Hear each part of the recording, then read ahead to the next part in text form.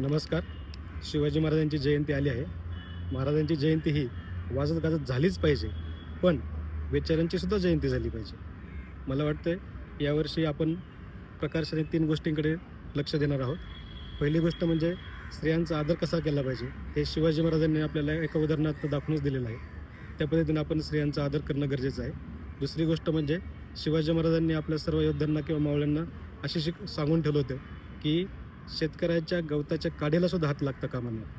आज आपण शासनकर्ते शेतकऱ्यांकडे किती किती प्रमाणात लक्ष देतोय. शेतमालाला भाव देणार आहोत की नाही, शेतमाला दुधाला भाव देणार आहोत की नाही, शेतकरी तिकडे आत्महत्या करतो, या प्रश्नांकडे आपण किती जाणीवत न बघतोय, हे खूप गरजेचं आहे. आणि तिसरी गोष्ट खूप गरजेची आहे, जो आज सामाजिक स्तर महाराष्ट्राचा सामाजिक स्तर जो विचका होऊन बसलेला आहे, तो आपण कधी एका लेवलला आणणार आहोत की नाही. महाराष्ट्र हा जातीजातीत विभागला गेलेला आहे किंवा द्वेषभाव निर्माण झालेला आहे. हे आपल्याला शिवाजी महाराजांनी जेव्हा सगळ्या 12 बलुतेदारांना सोबत घेऊन स्वराज्याची निर्मिती केली होती, तसे आपण आज राज्यकर्ते म्हणून सर्व जातीपातींना बरोबर घेऊन सामाजिक स्तर चांगला सुस्थितीत करण्यासाठी काही करणार आहोत की नाही.